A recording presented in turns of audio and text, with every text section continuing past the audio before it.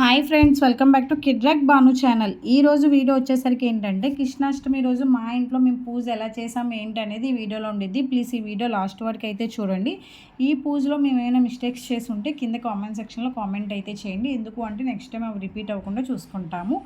And అలానే కొంచెం నా ఛానల్ సబ్స్క్రైబ్ చేయండి. నా వీడియోస్ని కంపల్సరీ ఫాలో అవ్వండి. మీకు ఏమైనా డౌట్స్ ఉన్నా లేదు ఇంకేమైనా వీడియోస్ కావాలన్నా సరే కింద కామెంట్ సెక్షన్లో కామెంట్ అయితే చేయండి.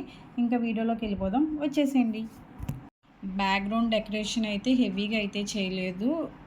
చాలా అంటే చాలా సింపుల్గా ఓన్లీ ఇలా నిమ్మలీకులతో మాత్రమే వాల్కి డెకరేషన్ అనేది చేశాను. చాలా అంటే చాలా సింపుల్గా. అండ్ కృష్ణుడికి నిమ్మలీకలు అంటే చాలా ఇష్టము. నాకు తెలిసి నిమ్మలీకలు ఎందుకు పెడతారు అంటే వాళ్ళమ్మ కృష్ణుడికి చిన్నప్పుడు ఏ ధూళి గాలి తగలకుండా దిష్టేమి తగలకుండా నిమ్మలిక పెట్టిద్ది అని చెప్పి అంటారు. అది అవునో కాదో మీ ఎవరికైనా తెలిస్తే కింద కామెంట్ సెక్షన్లో కామెంట్ అయితే చేయండి. అది నాకు తెలిసింది మాత్రమే నేను మీకైతే చెప్పాను. ఇంకా వాల్కి అయితే అలా సింపుల్గా డెకరేషన్ అయిపోయాక ఇంకా మా దగ్గర ఏంటంటే బాలకృష్ణుడు అండ్ మామూలు కృష్ణుడు ఇద్దరు ఉన్నారన్నమాట. ఆ బాలకృష్ణుడిని ఏమో ఉయ్యాల్లో వేయాలి, ఈ కృష్ణుడిని పక్కన పెట్టాలి. కాబట్టి రెండిట్లకి మనం పీట కావాలి కాబట్టి, అంటే టేబుల్ ఏదైనా చూసుకోవచ్చు. కాకపోతే మేము ఏదైనా సరే పీట మీద చేస్తాం కాబట్టి మేము పీట అనేది సెలెక్ట్ చేసుకొని ఇలాగే ఇంకా పీట మీద ముగ్గు అనేది వేస్తున్నాం అన్నమాట. ఈ ముగ్గు జల్లెడ ముగ్గుతో అయితే వేస్తున్నాను, ఎందుకంటే కొంచెం కరెక్ట్గా షేప్ అదంతా కరెక్ట్గా వస్తుంది అండ్ మనకి ఈజీగా అయిపోయింది. ఇప్పుడు టైం లేదు కదా అని చెప్పి నేను అది జల్లెడ ముగ్గుతో అయితే వేస్తున్నా అన్నమాట. ఎప్పుడు మామూలుగానే వేస్తాం, ఈసారి జల్లెడ ముగ్గుతో అయితే ముగ్గు అనేది ఇలా కంప్లీట్ చేసేసాం.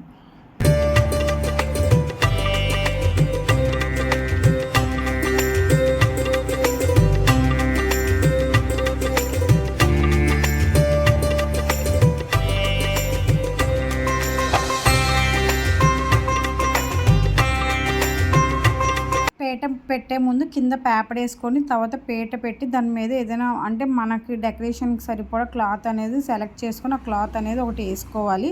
వేసుకున్నాక మీరు ఏ విగ్రహం అయినా పెట్టుకోండి, కానీ విగ్రహం పెట్టే ముందు కంపల్సరీ తమలపాకు మీద బియ్యం అయితే కంపల్సరీ ఉండాలి. నా వీడియోస్ ఫాలో అవుతే మీకు తెలుస్తుంది. నేను ప్రతి వీడియోలో క్లియర్గానే మెన్షన్ చేశాను. మళ్ళీ ఇప్పుడు కూడా చెప్తున్నాను, మీరు ఏ విగ్రహం అయినా పెట్టుకోండి, తమలపాకు వేసి తమలపాకు మీద బియ్యం వేసి అయితే పెట్టాలి.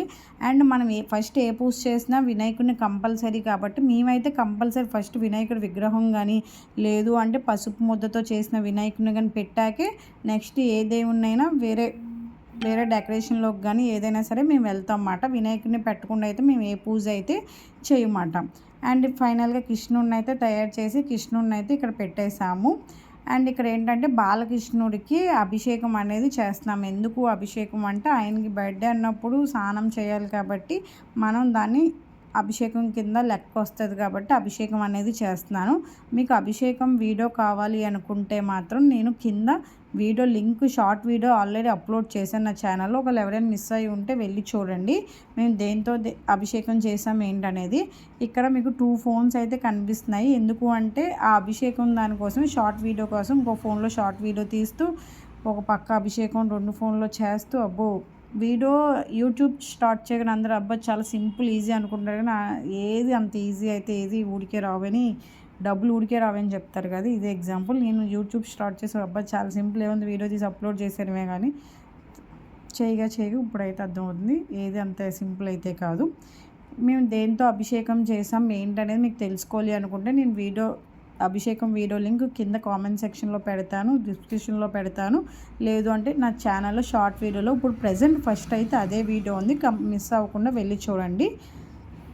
ఇలాగా బాలకృష్ణుడికి అనేది మేము అభిషేకం అయితే కంప్లీట్ అనేది చేసేసాము.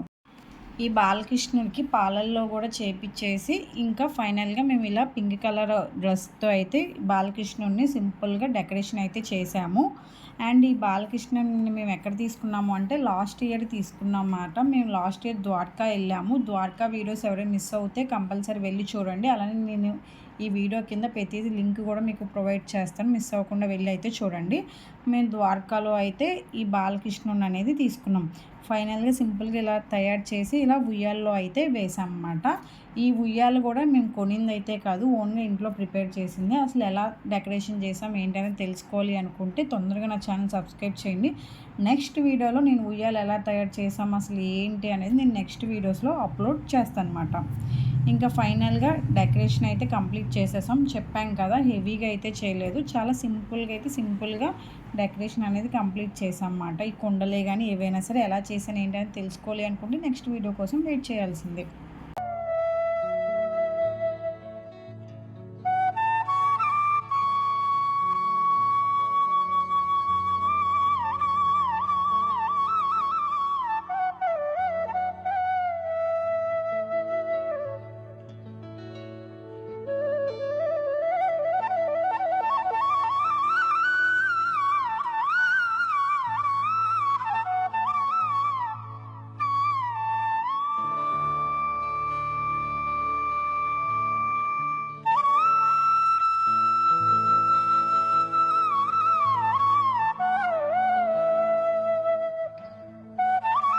ఫస్ట్ వినాయకుడిని పూజ చేస్తా అని చెప్పాం కాబట్టి వినాయకుడిని అక్కడ విసన్నమూల అయితే పెట్టాము. నెక్స్ట్ మన ఇంట్లో ఎన్ని కృష్ణుడిని అయితే ఉంటే అన్ని కృష్ణుడిని పెట్టుకోవచ్చు, లేదు మన డెకరేషన్ దాన్ని బట్టి, మన ఓపిక దాన్ని బట్టి మనం ఇక్కడైతే డెకరేషన్ అనేది చేసుకోవచ్చు. అండ్ మేము కృష్ణుడికి ఆ రోజు ప్రసాదం ఏం పెట్టాము అంటే సేమియా అండ్ అటుకులు పెట్టామన్నమాట. సేమియా అటుకులు పెట్టాము. మీ ఇష్టం, మీకు ఇంకా కృష్ణుడికి నచ్చిన స్వీట్స్ కానీ కోవాలు కానీ ఏవైనా మీ ఇష్టం పెట్టుకోవచ్చు. కానీ చెప్పాను కదా, ఈసారి అన్నీ సింపుల్గా వెళ్దాం అని చెప్పి చాలా సింపుల్గా మేము సెలెక్ట్ చేసుకున్నాం కాబట్టి ఫైనల్గా పూజ అయితే ఇలా చేసామన్నమాట. అటుకులు సేమియా అయితే పెట్టాము. అండ్ వెన్న వచ్చేసరికి మేము సాయంత్రం పెట్టాము, ఎందుకంటే మాకు సాయంత్రం కూడా పూజ ఉండేది కాబట్టి సాయంత్రం వెన్న అనేది పెట్టామన్నమాట.